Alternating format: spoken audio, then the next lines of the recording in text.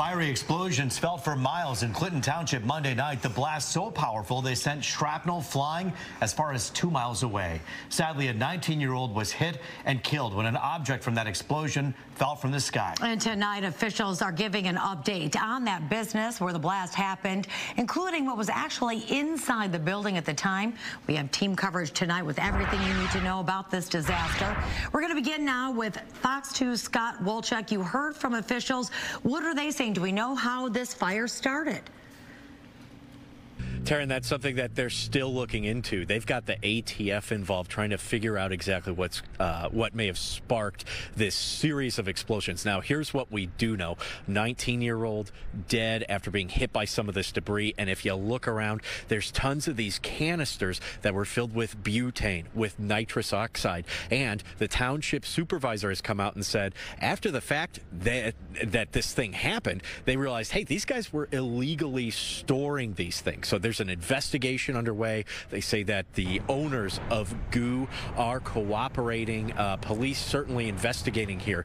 Now, here's a little bit more about what happened, right? You know, just a series of explosions out here at GOO, which is at 15 Mile in Groesbeck. And you can actually see there's so much debris still scattered out here. We've got canisters, we've got knives, and we've got just some of these big pieces of shrapnel just butterflied open. In fact, there's a lot of people who have been out here almost coming out to look at it as if it's an amusement show or something, picking up this debris, taking it for souvenirs, trudging through the wreckage and looking for vape pens, if you can believe that. And fire departments, emergency crews are saying these things are still going off. You got to be careful and get out of here. The message is very simple. Please don't put yourself, your family, and your friends in jeopardy, because those are dangerous. Anybody who saw anything at all from last night knows what could possibly happen to them. If you go take a look at some of the buildings where they're embedded in the building or in the roofs of buildings in the area, you don't want those in your car or in your home or near any family members. Now, you got to take that seriously. There's a ton of people who have been coming out here since last night, just kind of looking at it, because, I mean, it is a sight to behold, right? It's a huge building that got basically demolished, and there's wreckage and debris, honestly, everywhere. So it's really quite something to see. Another thing that you got to also keep in mind, Clinton Township has declared a local state of emergency. That was their latest press conference. They're looking to get some funding to help with this cleanup. They're expecting that this is going to take quite some time, at least a few days, to just get some of this debris cleared up. And it's going to take extra long just because some of these canisters are still active. They've had some of these still blowing up out here. In fact, right before we were live at noon, we had one of those canisters go off. So definitely something you got to be careful of if you're going to be coming out here in Clinton Township. It's best to stay away. Reporting live in Clinton Township, Scott Wolchuk, Fox 2 News. When you were at that press conference, Scott, did they mention anything about the air quality? Was it compromised at any time, and is everything back to normal at this point? Yeah, you know, they said that the air quality is perfectly fine out here. Obviously, you know, you've got vapes and other types of gases, you know, really lighting off those explosions, but they've done a lot of tests. They say that it's perfectly fine. Water supply is good as well, and they've got the railroad back open. They're working on opening up 15 Mile just in time for rush hour. So the roadways, the infrastructure is all good. It's just, you know, if you're out here looking for a souvenir, it's a bad idea. And those canisters are no joke. They are heavy and potentially explosive, so stay away, like you said. Thanks for the update, Scott. We'll talk to you at 6. Well, here's now another look at that massive industrial explosion, debris flying everywhere. We brought it to you live at 10 o'clock last night. Just awful to see this, rocking neighborhoods in Clinton Township. As we continue our team coverage, let's check in with Fox 2's Brandon Hudson. Brandon, what else are you learning tonight about what happened? Well, Roop, we're along 15 Mile. I want you to look over my shoulder, though. This is as close as we can get to the building, or what's left of it. You can still see a little bit in the distance there that this property is still smoldering. Some of the smoke is still coming up from the ground here. But in the last half hour, we did see the restoration crews put up the fencing because, as you heard in that news conference, township officials want people to stay off of this property because it is still an active investigation. They don't know what is still out here, and you could face legal trouble if you get on this property. Now, while we were working on this story out in the field, our news desk looked into the history of Select Distributors LLC, and they found that this business has a checkered past. Hours after the ominous-looking inferno that lit the night sky in Clinton Township Monday, public works crews cleaned up and onlookers stood in awe of the devastation. Parking lots turned into minefields littered with broken and burned canisters next to sharp metal debris. I saw like flashing lights from like 14 and Shaner. It was like red lights, and I was like, I didn't know what was going on. Did you know anything about this business before, or this warehouse before what happened last night? No, I didn't. I had no idea what was here. I just heard there was a vape shop here. Neighbors we spoke to are still puzzled and curious about what was inside the business. We know it's listed as Select Distributors LLC. Township leaders say it distributes products to smoke shops and marijuana retailers. Fox 2 found paperwork which reveals the owner filed for Chapter 11 bankruptcy in 2021. The attorney, which represented Select Distributors LLC during the bankruptcy proceeding, told Fox 2 he has no connection to the business now and no longer represents the owner. While some neighbors may not know much about Select Distributors LLC, they'll never forget what happened Monday. That stuff went on about over an hour. What was going through your mind? Do I need to evacuate? Because I didn't know if there was chemicals in there, you know. That's why I called 911. What happened when you called 911? They went and directed me to Warren instead of Clinton Township, and I asked them, could they transfer me, and they said no, they're overwhelmed. All right, so we're going to give you another look at this property here, Select Distributors LLC, what's left of this building. You can look in the parking lot and see it is covered with some water, with some debris. But just to give you a full scope and some perspective here, you can look across the street, too, and you can see some of the property or some of the debris landed over in that parking lot of this little strip mall section here. Now, you heard in the story, we talked to a neighbor who talked about the 911 call. He wanted to see if he needed to evacuate. He said that he called 911, was transferred over to Warren.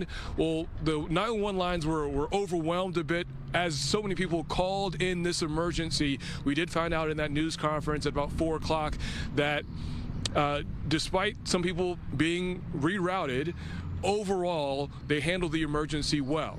Now, coming up at 6 o'clock, there are some neighboring businesses over here, a Burger King, a Walgreens. They had to be closed because of what happened. We'll tell you how much of an impact they had over here. Reporting live here in Clinton Township. I'm Brandon Hudson, Fox 2 News.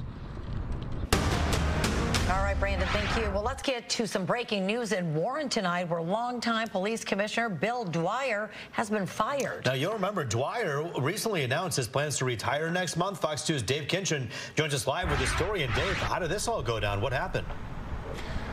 Well, this happened moments ago. Bill Dwyer, the longtime commissioner here in Warren, ousted from his post, effective immediately. That's the language from a letter that the commissioner got from the mayor, Lori Stone, a short time ago. The news came right after we did an exclusive sit-down interview with Dwyer in his office as he reflected on his 61 years in law enforcement. Dwyer had just announced, as you said, his retirement set for mid-April, which came along with published reports of disagreements between Dwyer and the mayor over hiring practices. Right after we left that interview, we got a call that the situation had changed, with Dwyer confirming he was now dismissed. Dwyer oversaw narcotics enforcement for Detroit police before leaving to serve as police chief in Farmington Hills in 1985. He spent 23 years as chief in the Hills before being appointed to Warren as Warren's top cop for 2 separate stints. He also served as an Oakland County commissioner. Dwyer did not want to talk about this immediate sudden dismissal, but spoke more broadly earlier, just a few hours ago, about his tenure in law enforcement when the retirement was still the plan just a few hours ago. It's been good for me. I mean, I've had a great career, and I thank the Lord every day for when I get up that I got my health. I feel good, and now I'm going to retire and move on to something else. But I'll have a lot of great memories. Great memories from Detroit, great memories from Farmington Hills, and great memories from Warren. I mean, I couldn't ask for more. Dwyer was told to clean out his office. He read us over the phone a letter that he got from Mayor Stone. It reads as follows: after careful consideration and evaluation of our organizational needs, we've decided to make changes to our team's structure. As an appointee to the mayor, the letter reads, your position is an at-will position. Unfortunately, this means that your services with the city of Warren will be concluding effective immediately. That's the letter that the commissioner read to us from Mayor Stone to him. Now, Dwyer is currently a member of City Council in Farmington Hills. He was elected during the past election, so he's serving as a council member in Farmington Hills, where he was the police chief all those years for 23 years.